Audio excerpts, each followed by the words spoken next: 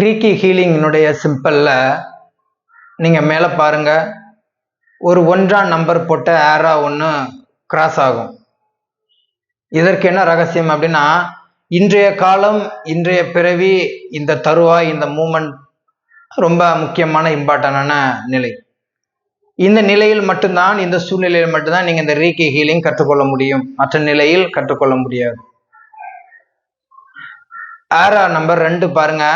இந்த ரீக்கி ஹீலிங் நீங்க கற்றுக்கொண்ட உடனே உங்களுடைய பல பிறவிகள் ஆக்டிவேட் ஆகும். உங்களுடைய உடலினுடைய எனர்ஜியும் ஆக்டிவேட் ஆகி ஆறா சக்திகள் நிறையும்.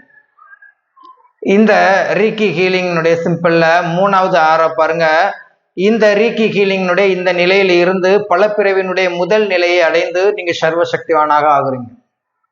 அது மட்டும் கிடையாது, உங்களை நீங்களே உங்களுடைய கைகள் மூலமாக குணப்படுத்துவது மட்டுமல்லாது மற்றவர்களையும் குணப்படுத்தும் சக்தி, அந்த ஆறா சக்தி உங்களுக்குள்ள நிறைந்துடும்.